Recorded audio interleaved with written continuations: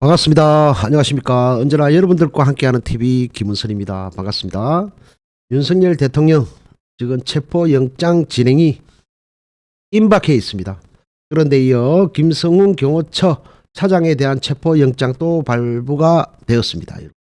오늘 방송에서 지금 윤석열 대통령 체포 이후 전개될 전국 변화와 전망까지 깊이 있게 다루어 보겠습니다.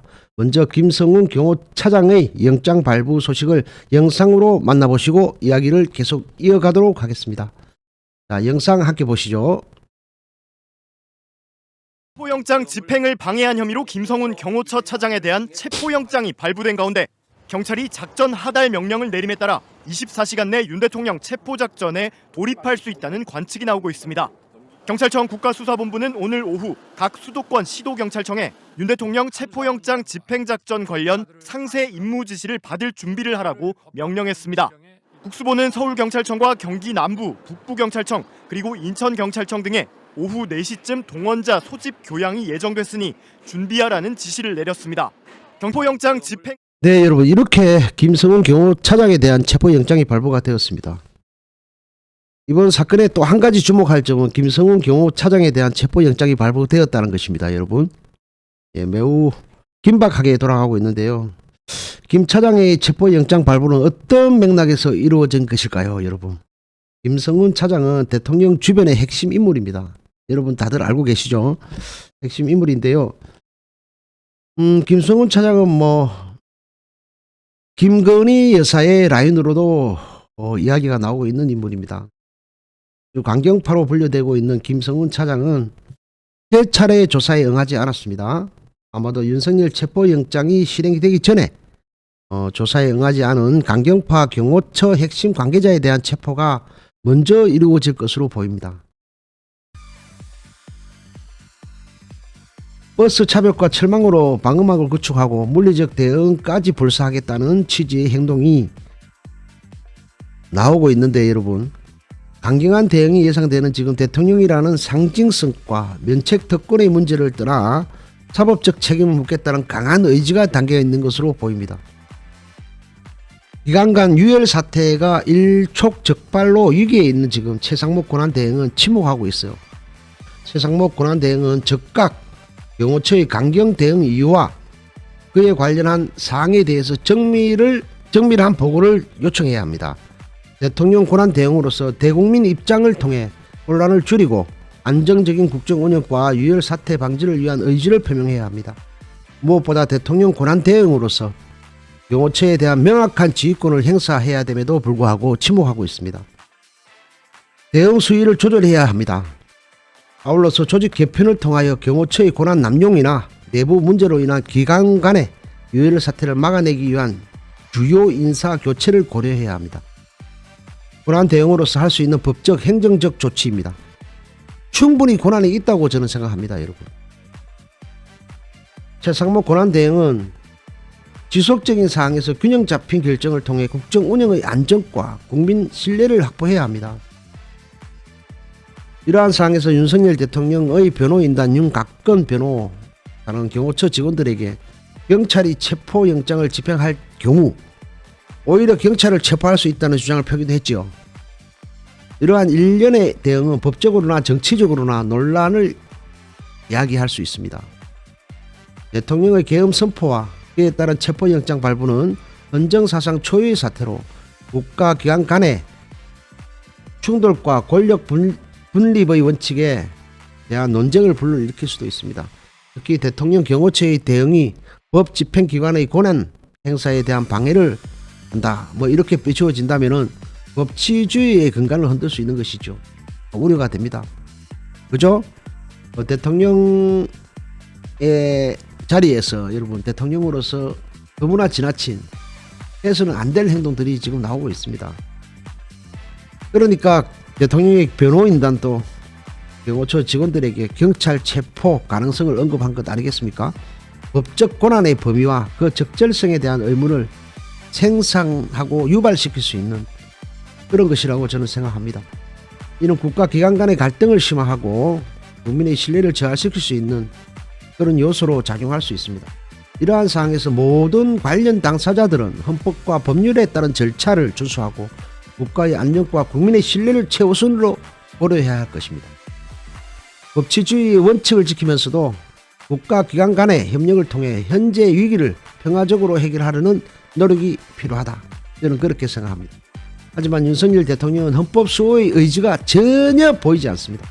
대통령은 취임 시에 헌법을 준수하고 수호할 것을 국민 앞에 선서합니다. 이렇게 선서를 했습니다. 헌법 수호 선서입니다, 여러분들. 대한민국 헌법 제66조 2항은 대통령이 국가의 독립, 영토의 보전, 국가의 개연성과 헌법 수호의 책무를 진다고 명시하고 있습니다. 따라서 대통령의 헌법 수호란 단순한 선언이 아니라 헌법적 질서를 보존하고 국민의 신뢰를 유지하기 위한 실질적으로 수행해야 하는 책무입니다. 의무라는 것입니다, 여러분. 그런데 윤석열 대통령이 보여주고 있는 법치 무시, 이 행위는 규탄받아 마땅하고요. 타도되어야 한다고 저는 생각합니다.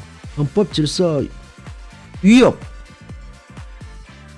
그러니까 헌법 질서 위헌 조항을 보면요, 대통령은 내란, 외란, 국가 전복 등의 위협으로부터 헌법 질서를 보호해야 한다라고 명시되어 있는데, 윤석열 대통령은 적반하장식으로 사유도 절차도 위배된 것으로 보이는 계엄을 통하여 내란죄를 저질렀습니다. 수사와 재판을 통해서 명명백백 밝혀져야 될 사안으로 저는 생각합니다. 구독자 여러분, 저는 대통령은 헌법 수호의 업무를 최우선으로 해야 된다고 생각합니다. 대통령은 헌법에 명시된 권한과 의무를 준수하며 헌법에 따라 통치해야 한다. 헌법 수호 의무를 망각한 것 같습니다. 그렇게 헌법 수호의 의지가 없어서 대한민국의 대통령 자리에 어떻게 있었는지, 앞으로 어떻게 대통령을 하겠다는 건지 어불성설 윤석열 대통령의 결단, 스스로의 사퇴를 요구합니다. 그리고 즉각 체포하고 철저한 수사로 사법의 판단에 따라 책값을 치러야 합니다. 제가 이 내용들을 잠시 적어서 여러분들 직접 작성해서 여러분들께 말씀을 좀 드렸는데요. 윤석열 대통령 탄핵 필요성에 대해서 왜 탄핵이 임명되어 대통령의 직이 파면돼야 하는지 저희 개인적 생각을 잠시 이야기하도록 하겠습니다. 저는 오늘 윤석열 대통령 탄핵의 필요성을 헌법적 문제, 정책적 실패, 그리고 민주적 신뢰의 훼손이라는 세 가지 관점에서 설명드리고자 합니다. 첫 번째, 헌법 수호 의무 위반 문제입니다, 여러분. 윤석열 대통령은 임기 초반부터 사법부 독립성을 침해하는 행위를 여러 차례 보여주었습니다.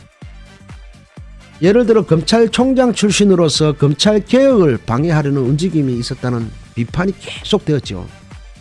이는 상권분립의 원칙에 어긋나는 행위입니다. 또한 대통령으로서 국민 통합의 역할을 해야 함에도 불구하고 특정 집단의 이익만을 대변했습니다. 친인척, 김건희, 국민의힘당, 그리고 김영선 등 많은 아내, 장모, 처남, 주변 인사, 그리고 정당이 되겠습니다.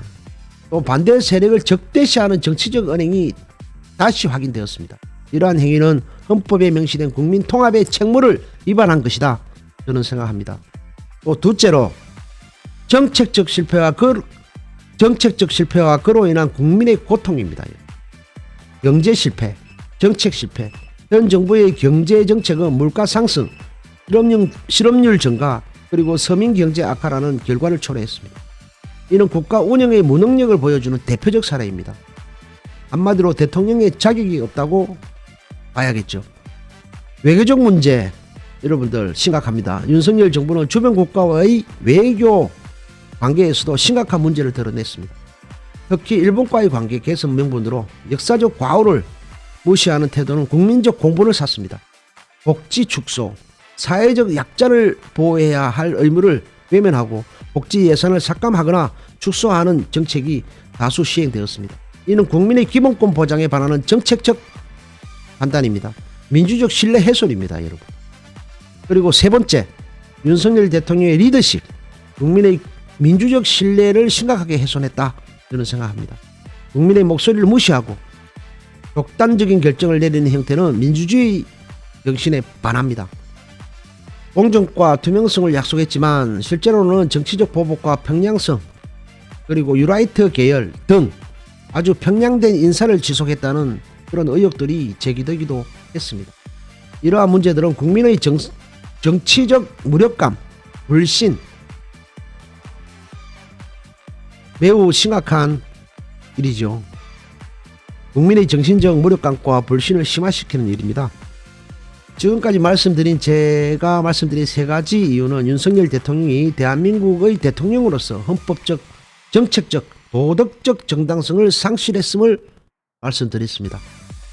불법적 계엄을 이용한 권력의 연장을 위해 친위 쿠데타를 일으킨 대통령이 말이 됩니까, 여러분?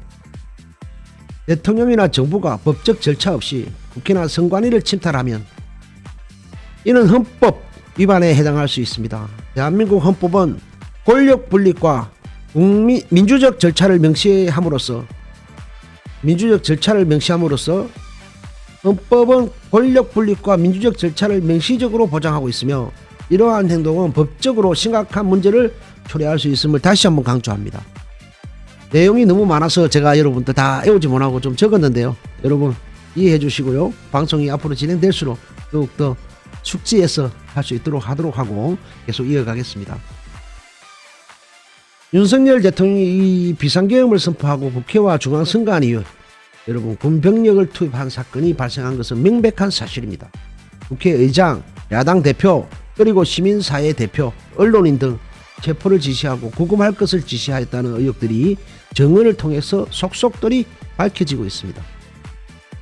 계엄의 정당성과 의혹들에 당당하면 스스로 조사에 응하고 수사에 협조해야 합니다. 국회의 의결로 탄핵이 가결되어 본인이 생각하고 판단할 때 억울한 점이 있다면 더욱더 사법에 순응하고 헌법 소유의 책무로 응해야 합니다. 현재 윤석열 대통령이 보여주고 있는 모습은 비루하기 그지없습니다. 여러분. 한마디로 부끄럽다는 것입니다. 끝으로 탄핵은 궁극적으로 국민의 요구에서 비롯됐다는 점을 강조하고 싶습니다. 우리의 목소리가 헌법과 민주주의 가치를 지켜낼 것입니다. 여러분 힘내시고요. 파이팅 하시는 그런 나날 되시기 바랍니다. 지금까지 김호선TV였습니다. 언제나 여러분들의 눈물은 함께하고 행복은 나누겠습니다. 할 말은 하는 방송, 지속성 있는 방송으로 여러분들을 찾아뵙겠습니다. 공정과 상식에서 방송하겠습니다. 시청해 주셔서 감사합니다. 혁신!